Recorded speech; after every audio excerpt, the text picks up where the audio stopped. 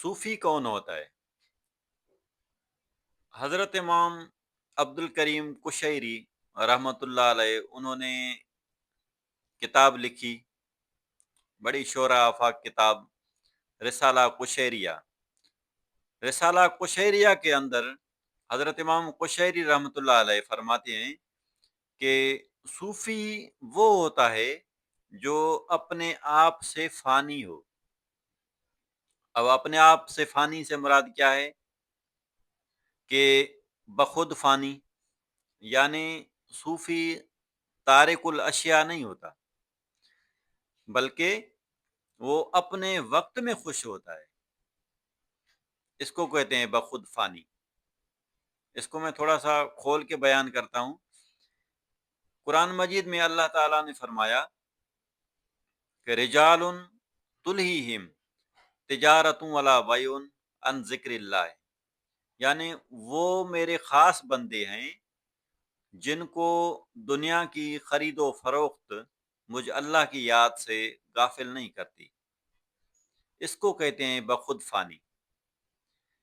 यानी वो रहते दुनिया में हैं, लेकिन उनका दिल ज़िक्र इलाही से मैमूर होता है और वो गाफिल नहीं रहते।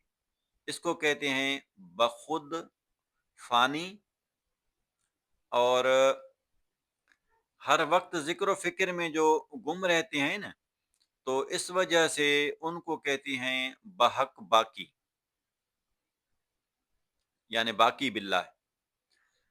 हज़रत इमाम कुशैरी रहमतुल्लाह अलैह फरमाते हैं कि सूफ़ी वो होता है जो बखुद फ़ानी हो और बहक बाकी हो, अल्लाह ताला की याद से गाफिल न हो। इसको बहक बहक बाकी कहते हैं। कुरान मजीद में अल्लाह ताला ने फरमाया वनहन नफ्सा अनिल हवा फ़इन्नल जन्नत फ़हियल मअवा, यानी जिसने अपने नफ्स को, अपने आप को ख्वाहिशात से रोका, फ़इन्नल जन्नत फ़हियल मावा, उनके लिए जन्नत में आला मकाम है।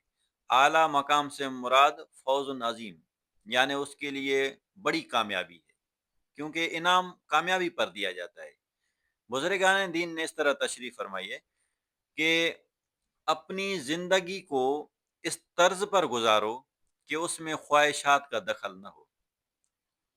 अब ये इसकी बड़ी गहरी वजाहत है कि भाई अगर आप किसी की मदद कर रहे हैं तो उसमें तुम्हारी रिया की ख्वाहिश नहीं होनी चाहिए।